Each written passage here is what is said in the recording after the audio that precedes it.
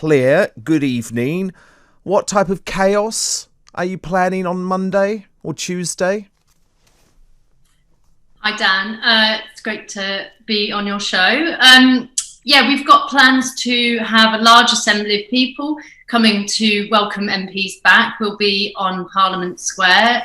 We'll also have people meeting in Cardiff, and we'll also have people meeting in Manchester, so that people who want to go out and have their voices heard won't have to travel too far. I know people have been asking a lot of questions about COVID, so we'll be recommending social distancing. You can't do that on a protest. It's impossible. Well, people will be wearing masks and carrying hand sanitizer, and they will also be outdoors, which we know that the risk of COVID is much, much lower in terms of transmission outdoors. We've got a lot of doctors on side who have been giving us advice. There's a whole team called XR Doctors. And are you going to stay a metre apart at all times, Claire? Did you see the nurses doing their protest today? No, I didn't. They were smeared in blood, actually, outside Downing Street, and demanding a pay rise for the death that's been caused by government incompetence and negligence. And of course, nurses know the health risks of taking a protest. So, you know, the context of the climate emergency, Dan, I don't know if you understand the science. Well, before we get to that, but just to be clear, are you going to stay a metre apart at all times, or are you going to ignore the official social distancing rules?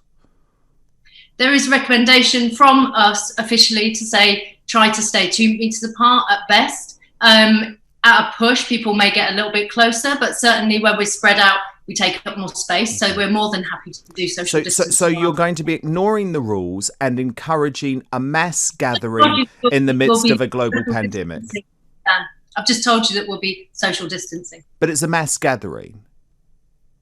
Yes, it is, with social distancing. Well, look, we're going around in circles, but you can't do a mass gathering in the middle of a pandemic. So I think it's quite irresponsible. I don't think it's nearly as irresponsible as what the powers that be are doing. What did Boris Johnson do in the face of a pandemic? He skipped every single COBRA meeting. He bodged, all the deals that they... No, he hasn't. Get the facts right, please, Claire. He hasn't missed every COBRA meeting. He hasn't missed every COBRA meeting. He missed a couple at the start, Claire. So let's just... He missed a lot. And the World Health...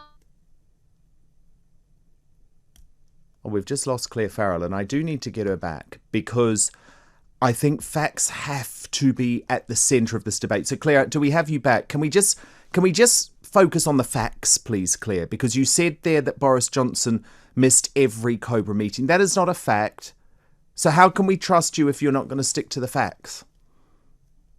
Boris Johnson missed a lot of meetings, Dan. The point I'm trying to make here is the failure of the government to protect the citizens of this country properly, knowing that there is an existential threat sweeping across the globe. Well, I just wonder, Claire, if the Extinction Rebellion cares at all about facts, because you have had to remove 2 erroneous claims from your own film narrated by Keira Knightley.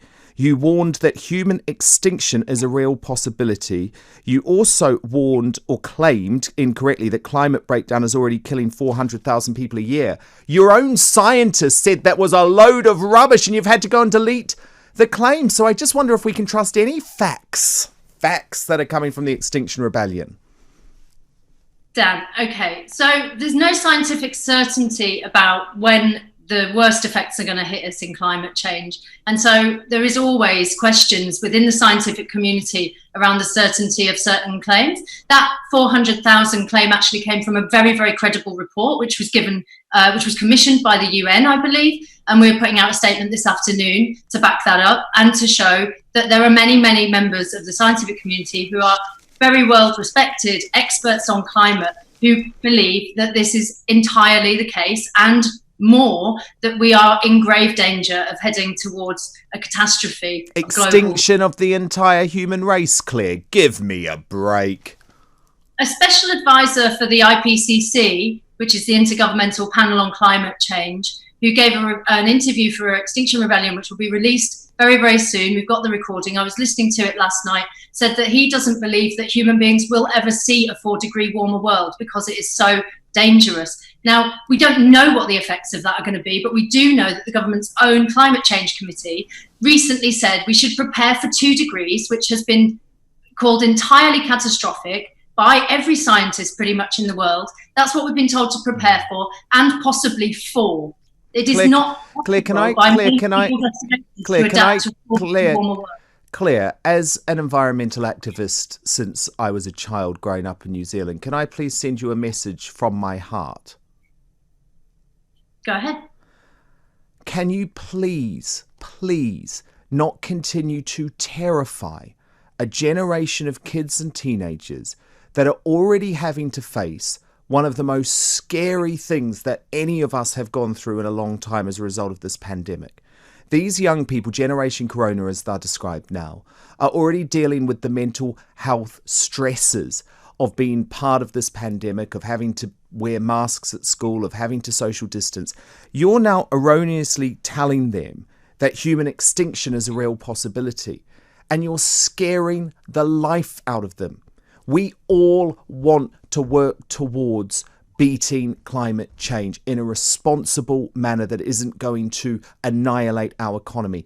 But please, from the bottom of my heart, can you stop scaring a generation of kids who are already terrified, Claire?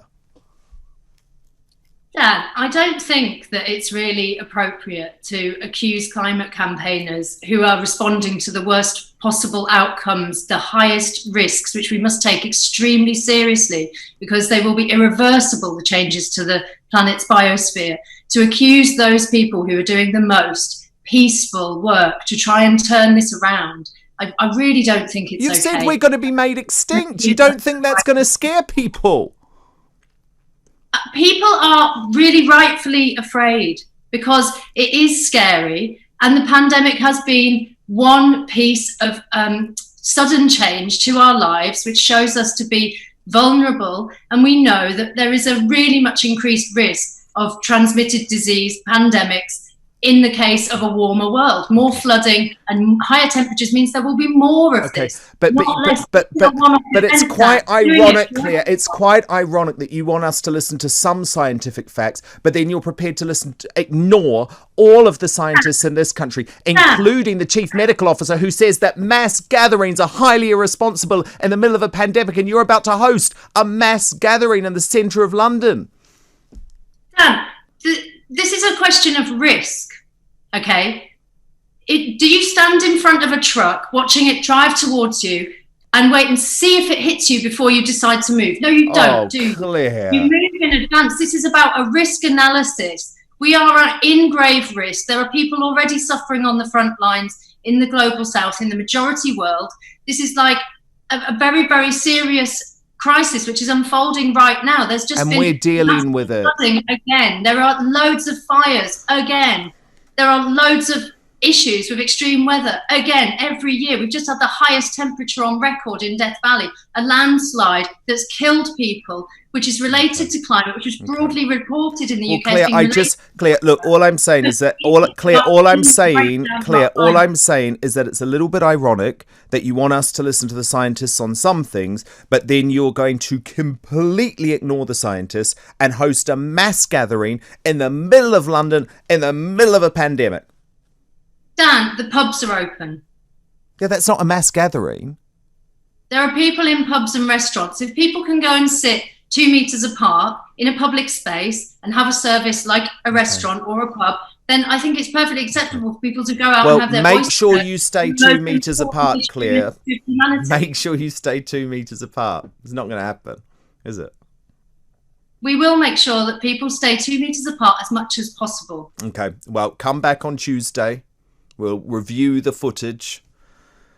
But I just think you've really got to stop scaring people, Claire. It's not fair. It's not fair on Generation Corona.